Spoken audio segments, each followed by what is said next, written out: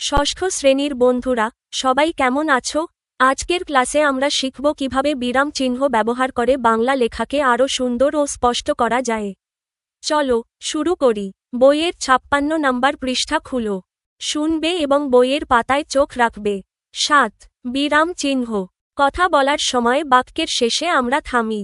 কোনো বাক্যে আমরা কোনো কিছুর বিবরণ দিই। কোনো বাক্যে কিছু জানতে চাই। কোনো বাক্যে প্রকাশ করি বিস্ময়ের ভাব। আবার কোনো কথার অর্থ স্পষ্ট করার জন্য একই বাক্যের মাঝখানে মাঝে মাঝে থামতে হয়।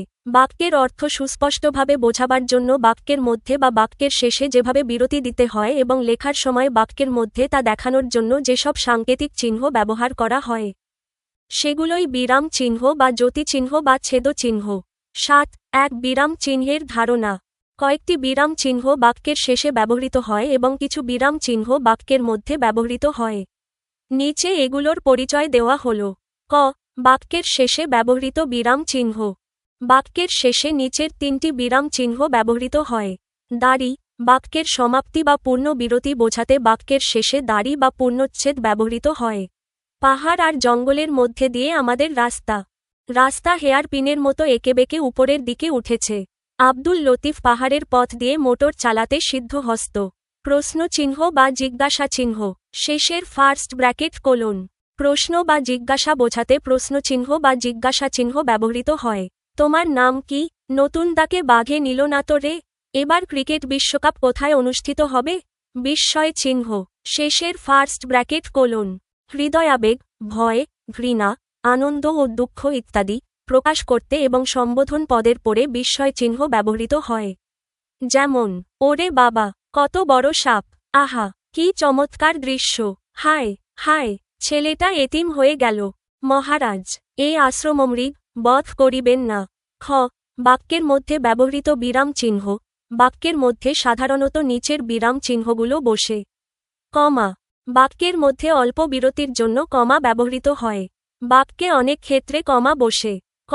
বাক্য পাঠকালে সুস্পষ্টতা বা অর্থ বিভাগ দেখানোর জন্য যেখানে স্বল্প বিরতির প্রয়োজন সেখানে কমা ব্যবহৃত হয়।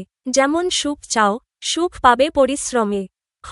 পরস্পর সম্বন্ধযুক্ত একাধিক বিশেষ্য বা বিশেষণ পদ একসঙ্গে বসলে শেষ পদটি ছাড়া বাকি পদগুলোর পর কমা বসে।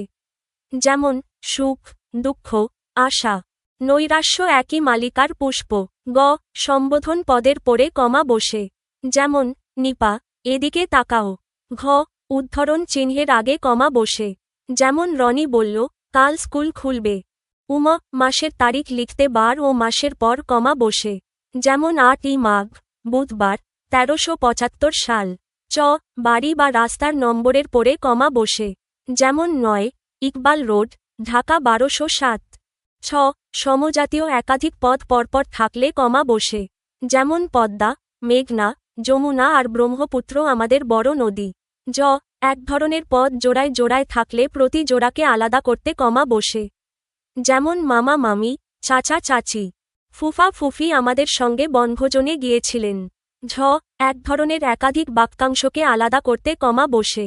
যেমন আমাদের আছে শহীদ দিবস, স্বাধীনতা দিবস, বিজয় দিবস, রবীন্দ্র জয়ন্তী, নজরুল জয়ন্তী।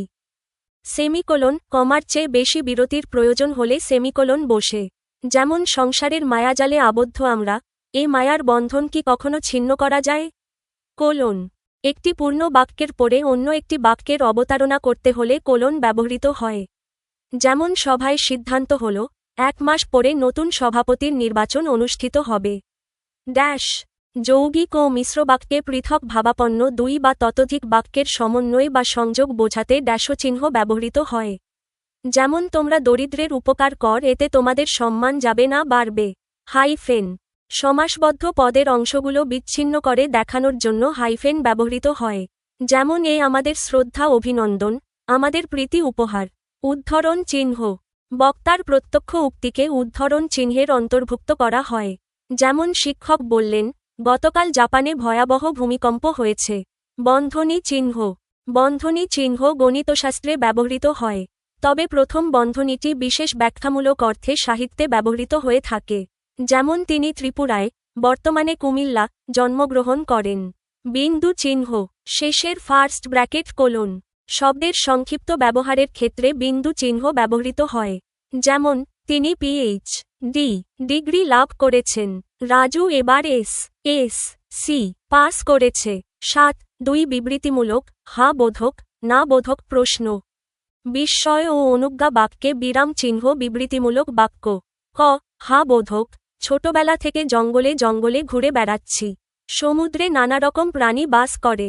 নদীমাতৃক দেশ বাংলাদেশ। না বোধক, মনটা ভালো না। না, শুধু শহর নয়, সমগ্র অঞ্চলটা সর্বত্র প্রসিদ্ধ ও চিরপরিচিত। তুমি নিশ্চয়ই জানতে কোনোমতেই তাকে বিরত করা যাবে না। প্রশ্নবোধক বাক্য। কি করে তুমি এ কাজ করলে? সেই সন্ধ্যাটা আবার কবে আসবে? বড় বড় কথার আমরা কি বুঝি? বিস্ময়বোধক বাক্য। এত নীচ তুমি। আবার শ্রীকান্ত। অনুজ্ঞাবোধক বক্তব্য। মন দিয়ে পড়ো। অন্যায়ের বিরুদ্ধে ঝাঁপিয়ে পড়ো। ঈশ্বর তোমার মঙ্গল করুন। বাংলাদেশ চিরজীবী হোক। কাজটি করে দাও না ভাই। নমুনা প্রশ্ন। বহুনির্বাচনী প্রশ্ন। সঠিক উত্তরের পাশে টিকচিহ্ন দাও। 1. বাক্যের অর্থ সুস্পষ্টভাবে বোঝাবার জন্য বাক্যের মধ্যে বা বাক্যের শেষে কি ব্যবহার করা হয়? উত্তর, ঘ বিরাম চিহ্ন। ব্যাখ্যা। বাক্যের অর্থ সুস্পষ্টভাবে বোঝাবার জন্য বাক্যের মধ্যে বা শেষে বিরাম চিহ্ন বা জ্যোতিচিহ্ন ব্যবহার করা হয়। 2. দাড়ি চিহ্নের জন্য কত সময় থামতে হয়? উত্তর, ক 1 সেকেন্ড। ব্যাখ্যা। সাধারণত দাড়ি বা পূর্ণচ্ছেদ চিহ্নের জন্য 1 সেকেন্ড থামতে হয়। 3. আলাদা অর্থ প্রকাশক যৌগিক বা মিশ্র বাক্যের মাঝে ব্যবহৃত হয়। উত্তর, গ ড্যাশ। ব্যাখ্যা। আপনার দেওয়া পাঠ্য অনুসারে যৌগিক ও মিশ্র বাক্যে পৃথক ভাবাপন্ন বাক্যের সংযোগ বোঝাতে ড্যাশ ব্যবহৃত হয়। 4. কমা অপেক্ষা বেশি বিরতির প্রয়োজন হলে কোন চিহ্ন বসে? উত্তর, খ সেমিকোলন। ব্যাখ্যা। কমার চেয়ে বেশি বিরতির প্রয়োজন হলে সেমিকোলন ব্যবহৃত হয়। 5. সম্বোধন পদের পরে কি বসে? উত্তর, গ কমা। ব্যাখ্যা। কাউকে সম্বোধন করে কিছু বললে সম্বোধন পদের পরে কমা বসে। যেমন, নিপা, এদিকে তাকাও। 6. সমজাতীয় একাধিক পদ পরপর থাকলে কি বসে? উত্তর, গ কমা। ব্যাখ্যা। সমজাতীয় একাধিক পদ পরপর থাকলে শেষ পদটি ছাড়া বাকিগুলোর পর কমা বসে। 7. শব্দের সংক্ষিপ্ত ব্যবহারের ক্ষেত্রে কোন চিহ্ন ব্যবহৃত হয়? উত্তর, ঘ বিন্দু। ব্যাখ্যা। শব্দের সংক্ষিপ্ত ব্যবহারের ক্ষেত্রে বিন্দু চিহ্ন ব্যবহৃত হয়। যেমন, এস.সি. 8. যৌগিক ও মিশ্র বাক্যে পৃথক ভাবাপন্ন 2 বা ততোধিক বাক্যের সমন্বয় বা সংযোগ বোঝাতে কোন চিহ্ন ব্যবহৃত হয়? উত্তর, খ ড্যাশ। ব্যাখ্যা। পৃথক ভাবাপন্ন 2 বা ততোধিক বাক্যের সমন্বয় বা সংযোগ বোঝাতে ড্যাশও চিহ্ন ব্যবহৃত হয়। 9. সমাসবদ্ধ পদের অংশগুলো বিচ্ছিন্ন করে দেখাবার জন্য কোন চিহ্ন ব্যবহৃত হয়? উত্তর, ঘ হাইফেন। ব্যাখ্যা। সমাসবদ্ধ পদের অংশগুলো বিচ্ছিন্ন করে দেখানোর জন্য হাইফেন ব্যবহৃত হয়। 10. ত্রিপুরার অন্তর্গত ছিল কোন জেলা? উত্তর, ঘ কুমিল্লা। ব্যাখ্যা। পাঠ্য বইয়ের উদাহরণ অনুযায়ী ত্রিপুরা বর্তমানে কুমিল্লা জেলা হিসেবে পরিচিত। 11. অন্যায়ের বিরুদ্ধে ঝাঁপিয়ে পড়ো, এটি কোন জাতীয় বাক্য? উত্তর, গ অনুজ্ঞাবোধক। ব্যাখ্যা। যে বাক্যে আদেশ, উপদেশ বা অনুরোধ বোঝায় তাকে অনুজ্ঞাবোধক বাক্য বলে। এখানে ঝাঁপিয়ে পড়ো একটি আদেশ বা জোরালো আহ্বান। আপনারা আমাদের ভুলগুলো কমেন্টে জানাতে পারেন। যদি উপকৃত হন তবে সাবস্ক্রাইব করুন, ভিডিওটি শেয়ার করুন এবং বন্ধুদের সঙ্গে জানিয়ে দিন। আমাদের আয়োজন এমনভাবে পরিকল্পনা করা হয়েছে যাতে শিক্ষার্থীরা কোনো গাইড বই ছাড়াই নিজস্বভাবে আনন্দের সঙ্গে শিখতে পারে এবং জ্ঞান অর্জন করতে পারে। ধন্যবাদ।